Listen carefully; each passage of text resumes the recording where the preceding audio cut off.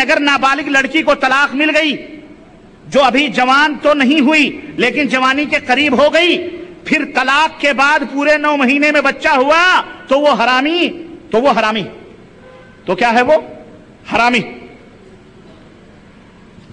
اور سنو، یہ ہو گیا۔ اب آگے سنو، کسی کا شوہر مر گیا تو مرنے کے وقت سے اگر 2 برس کے اندر بچہ ہوا تو حرامی نہیں بلکہ شوہر کا بچہ ہے۔ مر گیا اور 2 برس کے بعد بچہ پیدا ہوا، کتنے برس کے بعد؟ ہاں، تو حرامی نہیں ہے، وہ حلالی ہے۔ سنو، کہتے ہیں میاں پردیش میں ہے۔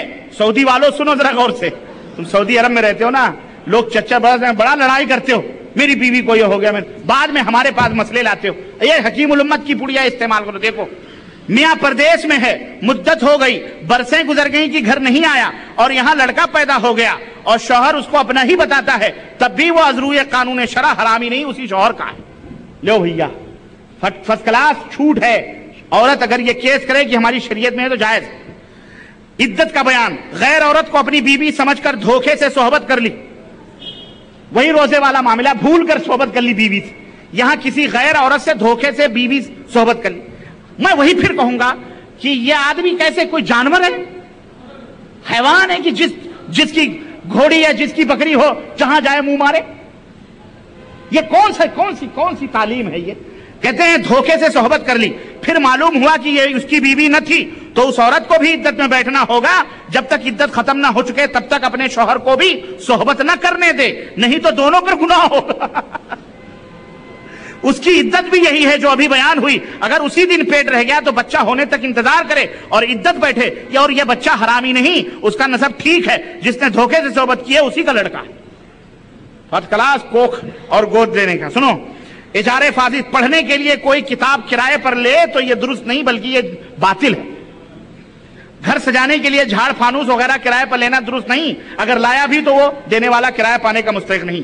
فاتحے کا بیان میں نے دیا تھا کہ سنی بہشتی زیور والے نے فاتحہ بیان کیا تھا، لکھتے ہیں فاتحے کا بیان بہشتی زیور حصہ نمبر 6۔ فاتحہ یعنی مردے کو ثواب پہنچانے کا طریقہ کیا ہے؟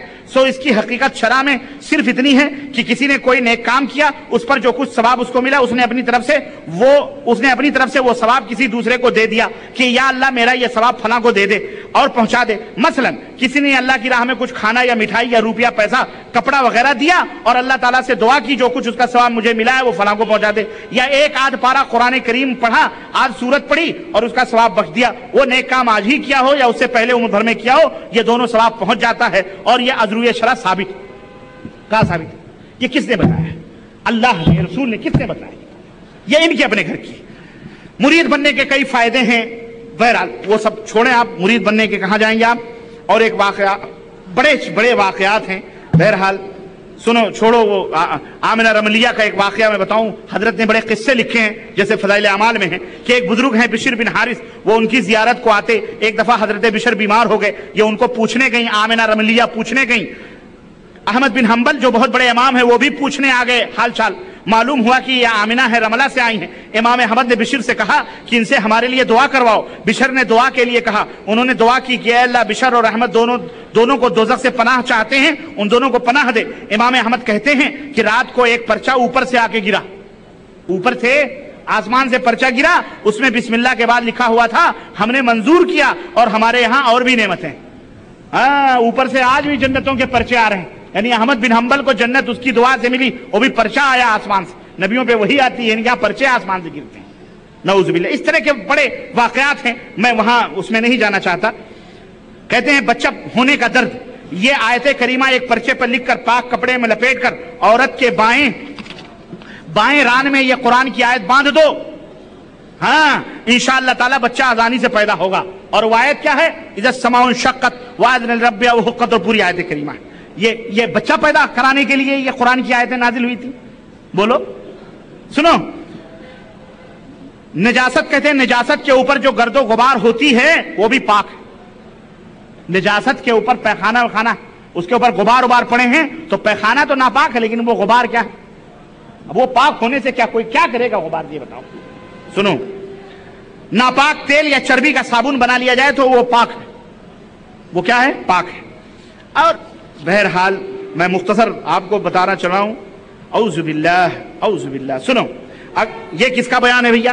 جن صورتوں میں غسل فرض نہیں ہوتا، جن صورتوں میں غسل فرض نہیں ہوتا، کہتے ہیں اگر کوئی مرد کسی کمسن عورت کے ساتھ جمع کرے تو غسل فرض نہیں ہوگا، بشرطے کی منی نہ گرے اور وہ عورت اس قدر کمسن ہو کہ اس کے ساتھ جمع کرنے میں خاص اس سے اعوذ باللہ استغفر اللہ، میں نہیں پڑھ سکتا، بس اتنا سمجھ لیں، یہ کہتے ہیں غسل فرض نہیں ہوتا۔ اگر کوئی مرد اپنے خاص حصے میں کپڑا لپیٹ کر جمع کرے تو غسل فرض نہیں ہوگا، اعوذ باللہ۔ کہتے ہیں اگر کوئی مرد اپنے خاص حصے کا جز مقدار سر حفشہ سے کم داخل کرے تب بھی غسل فرض نہیں ہوگا، اعوذ باللہ۔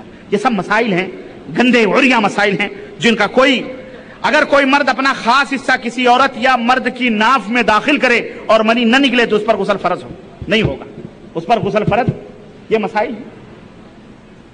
کون سا مرد کس مرد کے ساتھ کیا کرے گا؟ استغفر اللہ۔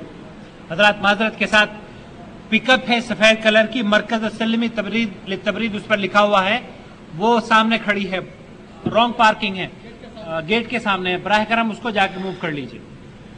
سنو، جب فرض نماز کی اگر اذان اور اقامت کے سنن اور مستحبات، اگر جاہل آدمی اذان دے تو اس کو مؤذنوں کے برابر ثواب نہیں ملے گا۔ سن لو بیچارے، اکثر بیچارے جاہل ہی اذان دیتے ہیں، ہے کہ نہیں؟ کہتے ہیں مسجد کے اندر اذان دینا مکروہ تنزیہی ہے۔ نماز کی شرطوں کا بیان، نماز پڑھنے والے کے جسم پر کوئی کتا بیٹھ جائے اور اس کے منہ سے لعاب نہیں نکلتا ہے تو کوئی مذائقہ نہیں، نماز جائز۔ پھر پرویز مشرف اگر کتا لے کر بیٹھتا ہے تو کیوں چلاتے ہو تم لوگ مولویو؟ وہ تو نماز نہیں پڑھتا کتا لے کے۔ پاکستان میں کہتے ہیں ایک دفعہ پرویز مشرف کتوں کے ساتھ بیٹھا ہوا تھا تو سارے مولوی کتا لے کے آیا، قادیانی ہے۔ ارے وہ نماز، یا تو نماز میں لینا جائز ہے، وہ تو بیچارہ ٹی وی کے اوپر ظاہر ہوا تھا کتا لے کر، اس کے اوپر واویلا یہ مولوی جو ہے کرتے ہیں۔ سنو آگے سنو، بہرحال یہ نماز وغیرہ کی بیان میں چھوڑ کر کے ذرا آگے بڑھتا ہوں، اور اس سلسلے میں میں مختصر کرتے ہوئے جنازے کے متفرق مسائل۔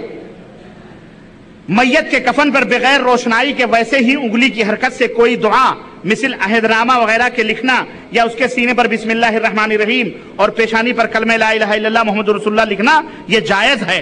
یہ کیا ہے؟ مگر کسی صحیح حدیث سے اس کا ثبوت نہیں۔ تو بیٹا تم نے لکھا کیوں؟ تم نے کیوں بنایا؟ سنو، خیر یہ پھر آگے میں بڑھتا ہوں بالوں کے اور اس کا بیان، اور اس کے بعد حکیم صاحب نے اس میں جو پڑیے بتائے ہیں وہ ذوف باہ کے اور شہوانیت کے، خواہشات کے اور عورتوں کے اور وہ گندے مسائل جو طاقت و قوت کے تعلق سے، میں ان مسائل کو بند کرتے ہوئے، کیونکہ مجھے شرم آ رہی ہے، کیونکہ ہماری مجلس میں ہماری ماں بہنیں بھی بیٹھی ہیں، میں ان کو نہیں بتا سکتا۔ وہ آخر میں وہ پڑیے بتائے گئے ہیں کہ کیسے کیسے کیا ہو، کیسے کیسے کیا ہو، اعوذ باللہ، جس کی کوئی ضرورت نہیں، جس کو پڑھ کے حیا اور شرم آتی ہے، وہ میں کلوز کر رہا ہوں اس باپ کو اور آپ حضرات سے۔ اخیر میں یہ بات کہنا چاہ رہا ہوں کہ لوگوں، یہ بہشتی زیور نہیں، بلکہ بہشتی زیور وہ ہے جو حضرت محمد الرسول اللہ صلی اللہ علیہ وسلم نے ہمیں دیا ہے، اور وہ رب کا قرآن ہے اور محمد الرسول اللہ صلی اللہ علیہ وسلم کا فرمان ہے۔ اپنے بچوں کو، اپنی بچیوں کو وہ پڑھاؤ اور پڑھو، اور ایسی کتابیں چوراہے پہ رکھ کر کے انگار لگانے کے قابل ہے جس کے اندر ایسی خٹیا اور بھی باتیں ہیں۔ میں نے بتایا عقل مندوں کے لیے اشارہ کافی ہے، میں اس کو کلوز کر رہا ہوں اللہ سے دعا کرتے ہوئے۔ وقت بہت زیادہ ہو گیا اور اس کی معذرت چاہتے ہوئے، اس کے اوپر تو بڑی موٹی کتابیں لکھی گئی ہیں، لکھی جا سکتی ہیں، لیکن اس مختصر سے وقت میں یہ تفصیلی گفتگو ہم آپ کو بتا کر کے رخصت ہونا چاہ رہے ہیں، اس نیت اور اس ارادے اور اس عزم کے ساتھ کہ لوگوں، کتاب اللہ اور سنت رسول اللہ یہ دونوں بہشتی زیور ہیں، ان کو اپناؤ اور اپنی بچیوں کو دو، یہ کتابیں کلوز کرو۔ اللہ سے دعا ہے کہ اللہ تعالی ہمیں اور آپ کو نیک عمل کرنے کی توفیق عطا فرمائے اور ہم سب کو کتاب اللہ اور سنت رسول اللہ پر اب چلنے کی توفیق عطا فرمائے، آمین یا رب العالمین۔ وصلی اللہ علی نبینا محمد وعلی آلہ وصحبہ اجمعین، والسلام علیکم ورحمۃ اللہ وبرکاتہ۔